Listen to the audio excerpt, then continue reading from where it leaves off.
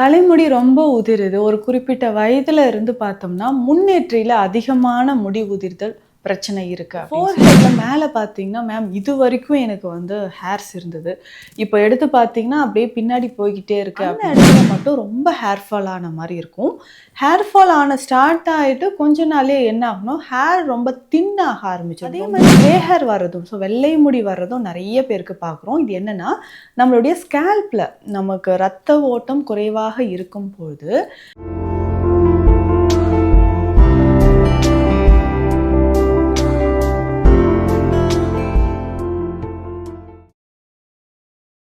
வரம் நேயர்களுக்கு வணக்கம். நான் டாக்டர் நித்யா, சித்தா ஃபிசிஷியன். தலைமுடி ரொம்ப உதிருது. ஒரு குறிப்பிட்ட வயதுல இருந்து பார்த்தோம்னா, முன்னேற்றில அதிகமான முடி உதிர்தல் பிரச்சனை இருக்கு அப்படின்னு சொல்றோம். இப்போ என்னன்னா, நெறைய பேர் வந்து ஆண்களா இருக்கட்டும், பெண்களா இருக்கட்டும், ஃபோர்ஹெட்ல மேல பார்த்தீங்கன்னா, மேம் இதுவரைக்கும் எனக்கு வந்து ஹேர்ஸ் இருந்தது.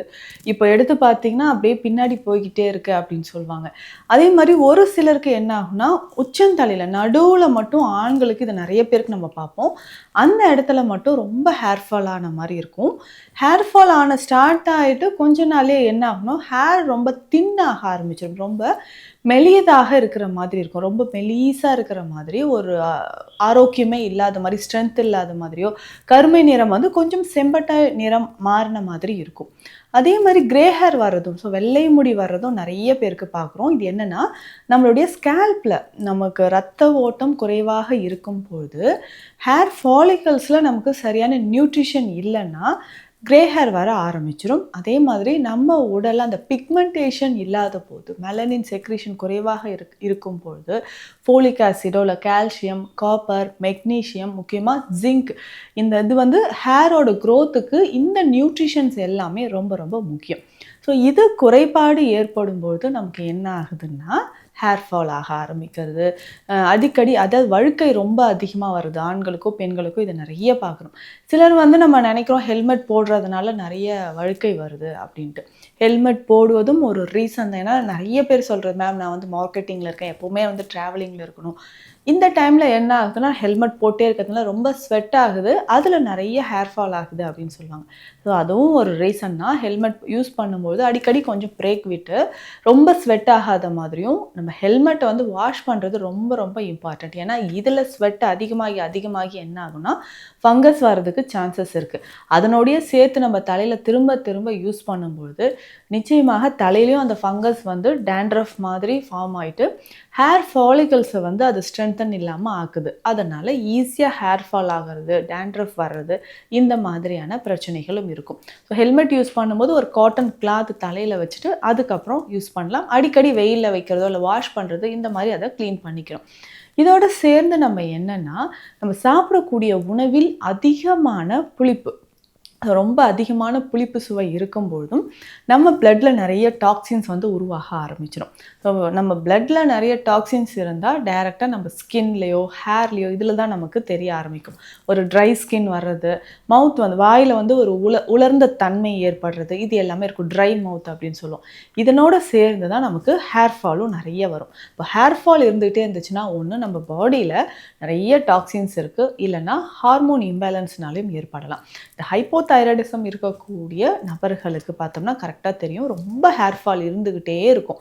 அதுக்கப்புறம் பார்த்தோம்னா இந்த ஹேர் ஃபால் எப்போ நமக்கு சரியாகும் அப்படின்னு பார்த்தோம்னா, என்ன தான் நம்ம வந்து ஆயில் போடுறேன், ஹேருக்கு வந்து இந்த ஹேர் பேக் யூஸ் பண்ணுறேன், இந்த பவுடர்ஸ் இந்த ஷாம்பூஸ் யூஸ் பண்ணுறேன் அப்படின்னாலும் நம்ம பிளட்டில் இருக்கக்கூடிய டாக்ஸின்ஸ் குறையாத வரைக்கும் நமக்கு இந்த பிரச்சனை வந்து குறையவே குறையாது. அப்போ பிளட்டை வந்து நல்லா பியூரிஃபை பண்ண நமக்கு நல்ல இம்ப்ரூவ்மெண்ட் வந்து கிடைக்க ஆரம்பிச்சிடும். இதில் முக்கியமான இன்னொரு விஷயம் என்னென்னா அயன். இரும்பு சத்து நிறைய இருக்கக்கூடிய உணவுகளை நம்ம சாப்பிடணும்.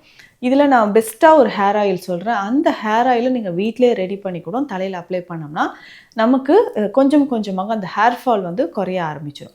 முதல்ல நம்ம டயட் என்ன சாப்பிடணும் அப்படின்னு பார்த்தோம்னா, அதிகமான அந்த அயன் இருக்கக்கூடிய, அயன் வந்து நிறைய இருக்கக்கூடிய உணவுகளை வந்து நம்ம செலக்ட் பண்ணி சாப்பிடும்போது நல்லாவே நமக்கு ஹேர் க்ரோத் வந்து வர ஆரம்பிச்சிடும்.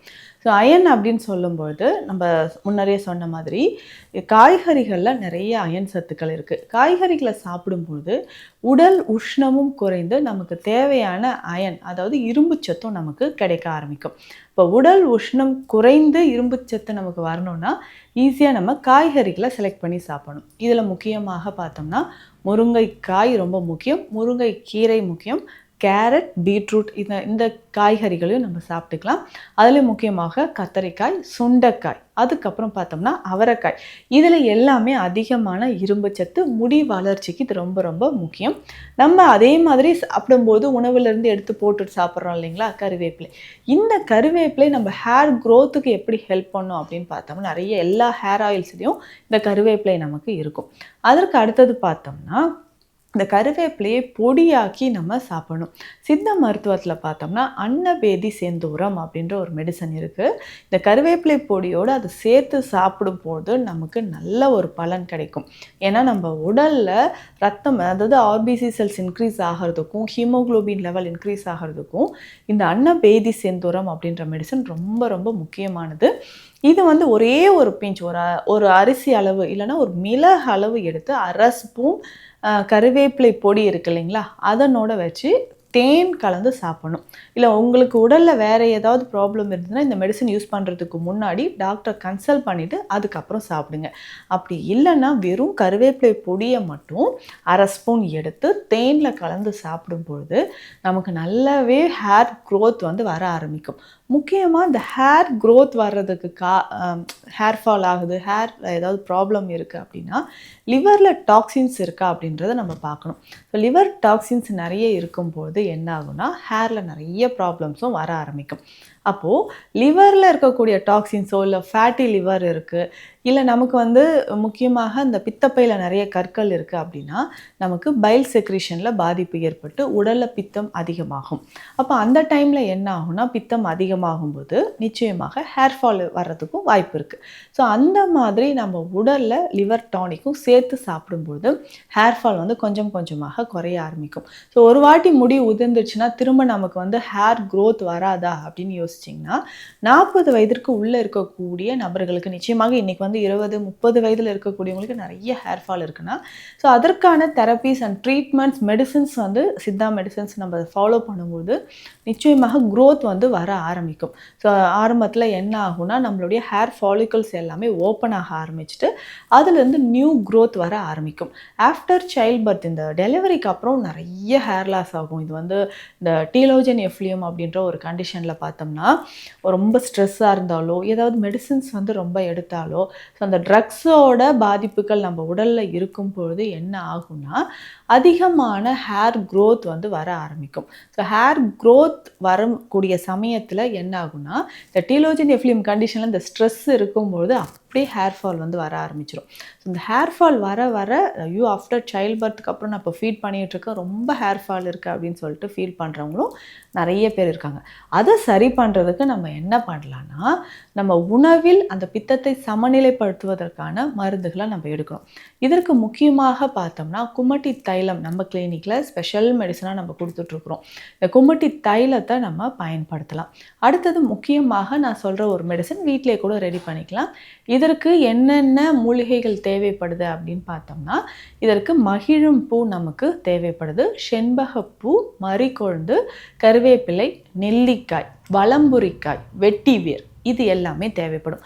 இது எல்லாமே சம அளவு எடுத்துட்டு நம்ம என்ன பண்ண போகிறோம், நல்லா பவுடர் செஞ்சுட்டு இது நல்லெண்ணெயில், தேங்காய் எண்ணெய் வேண்டாம், நல்லெண்ணெயில் ஒரு இரவு முழுவதும் நம்ம நல்லா ஊற வைக்கணும். ஸோ ஒரு இரவு முழுவதும் இது நல்லா ஊறினதுக்கப்புறம் நெக்ஸ்ட் டேலேருந்து நம்ம என்ன பண்ண போகிறோம்னா இதை நல்லா தைலமாக காய்ச்சி எடுக்கணும். தைலமாக காய்ச்சி எடுத்து வடிகட்டி இந்த ஆயிலை டெய்லியுமே ரெகுலராக நம்ம ஸ்கேல்பில் அப்ளை பண்ணிட்டு வரணும்.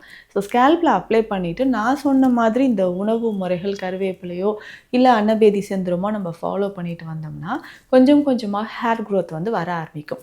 இதை தாண்டி நமக்கு ஹார்மோன் இம்பேலன்ஸ் இருந்ததுன்னா அதை சரி பண்ணுறதுக்கு, ஹார்மோன் இம்பேலன்ஸை நம்ம சரி பண்ணுறதுக்கும் சித்த மருந்துகள் இருக்குது. ஸோ தைராய்டு இருக்கா இல்லை பிசிஓடி ப்ராப்ளம் இருக்கா அதற்கு ஏற்ற மாதிரியான மருந்துகள் எடுக்கும்போது ஹேர் ஃபால் கொஞ்சம் கொஞ்சமாக நமக்கு குறைய ஆரம்பிக்கும். இப்போ தலைமுடி சார்ந்து ஏதாவது பிரச்சனைகள் உங்களுக்கு மருத்துவ ஆலோசனை தேவைப்பட்டால் ஸ்க்ரீனில் இருக்க நம்பருக்கு கால் பண்ணுங்கள். நம்மளுடைய clinic Deekshalayam Siddha health care, Chennai. நன்றி.